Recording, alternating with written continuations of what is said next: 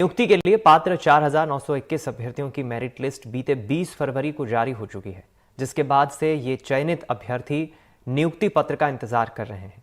नया शैक्षणिक सत्र शुरू हो गया है, लेकिन नियुक्तियां अटकी पड़ी हैं।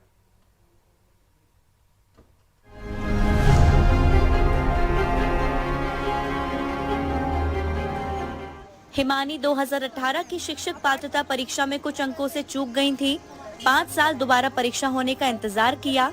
2023 में परीक्षा दी, क्वालिफाई भी किया, लेकिन अब नियुक्ति के इंतजार में बैठी हुई हैं। 2018 के बाद में 2023 को ही इसका जो दूसरा एलिजिबिलिटी टेस्ट था वो कंडक्ट कराया गया और उसके बाद अगस्त में ही 23 में इसका जो है second paper selection test conduct कराया गया था। इस बीच में कोई एग्ज़ाम नहीं हुआ था। मतलब 5 साल का ड्यूरेशन तो है ही। इट्स नॉट इजी कि लाइक ये लोग हर एक साल में ले रहे हैं, ऐसा नहीं है। ऑब्वियसली घर वालों से भी प्रेशर है और ऐसा भी नहीं है कि जैसे फॉर एग्जांपल मैं मेरा लूँ तो मैंने जॉब छोड़ के तो तैयारी की नहीं है। I was in job, I was doing the job and I was preparing for the exam, so I was doing both.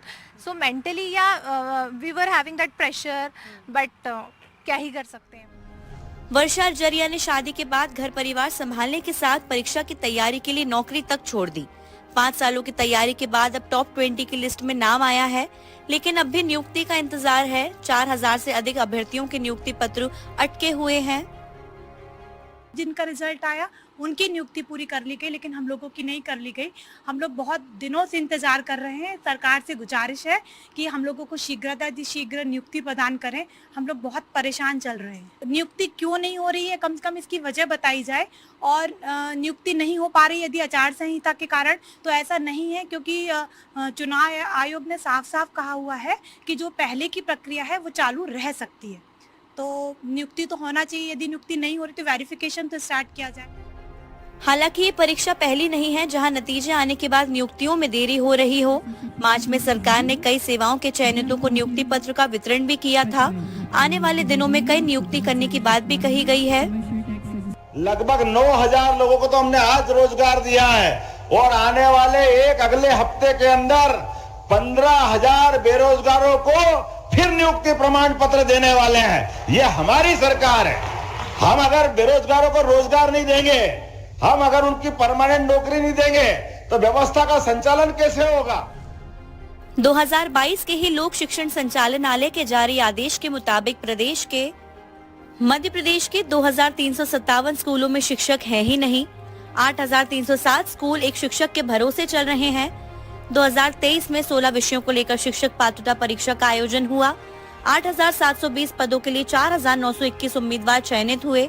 20 फरवरी को इसको लेकर मेरिट लिस्ट जारी की गई। 3,700 पद बैकलॉग के थे। पिछड़ा वर्ग के 13% पद होल्ड पर है। 4,921 उम्मीदवारों को अभी भी नियुक्ति का इंतजार है। शिक्षा विभाग की शिक्षकों की जितनी दुर्दशा मध्य प्रदेश में भाजपा की सरकारों ने की है, उतनी शायद इतिहास में पूरे देश में कभी नहीं हुई। आप देखें, 1.25 लाख पद शिक्षा विभाग के खाली हैं, लेकिन आज तक 2013 से कोई नियुक्तियां नहीं हुई हैं।